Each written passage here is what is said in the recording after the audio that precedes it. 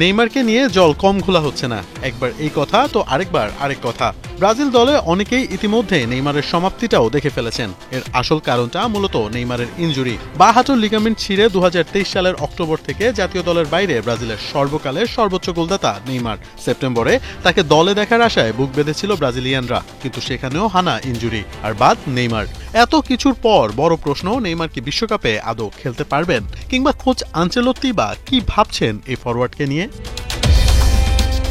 Ancelotti এবং নেইমারের মন কষাকষির বিষয়টি দেখা যায় বিশ্বকাপ বাছাইয়ের ম্যাচে নেইমারের বাদ পড়া নিয়ে। তবে ডন কার্লো নেইমারকে খেলাতে চান আসন্ন 2026 বিশ্বকাপে। দলের প্রাণ ভ্রমরকে দলেই দেখতে চান আনচেলত্তি। তবে এর পেছনে আছে একটা শর্ত। বিশ্বকাপে নেইমারকে খেলতে হলে আনচেলত্তির শর্ত মানতে হবে এই ফরওয়ার্ডকে। যুক্তরাষ্ট্র, কানাডা ও মেক্সিকোর মাটিতে বিশ্বকাপ শুরুর আগে নেইমারকে প্রমাণ করতে হবে যে তিনি ভালো শারীরিক অবস্থায় আছেন, অর্থাৎ চোটে পড়া যাবে না। নেইমার কেমন খেলে সেটা দেখার জন্য যাচ্ছি না, সবাই তার প্রতিভা জানে। আধুনিক ফুটবলে প্রতিভার সঠিক ব্যবহার করতে হলে খেলোয়াড়কে শারীরিকভাবে ফিট থাকতে হয়। যদি সে সেরা অবস্থায় থাকে তবে জাতীয় দলে তার কোনো সমস্যা হবে না।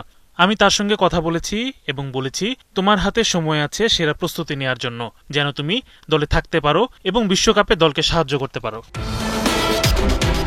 নেইমার মূলত একজন লেফট উইঙ্গার। উইং থেকে খেলতে স্বাচ্ছন্দ্য বোধ করেন এই ফুটবলার। যদিও একজন উইঙ্গারকে ম্যাচে খেলাতে হয় অনেক কিছু মাথায় নিয়েই, রান আপ, ইন্টারসেপশন, গোল কিংবা অ্যাসিস্ট। নেইমারের এই স্কিল নিয়ে কোনো প্রশ্ন নেই। তবে কার্লো আনচেলত্তি মনে করেন এখন উইংয়ে খেলার মতো নাকি শারীরিকভাবে উপযুক্ত নন নেইমার জুনিয়র। তাকে অ্যাটাকিং মিডফিল্ডার কিংবা স্ট্রাইকিং জোনে খেলাতে চান আনচেলত্তি।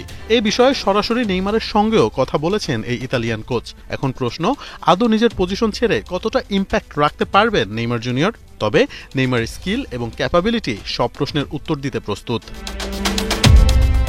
মোহাম্মদ আদনান, ৭১।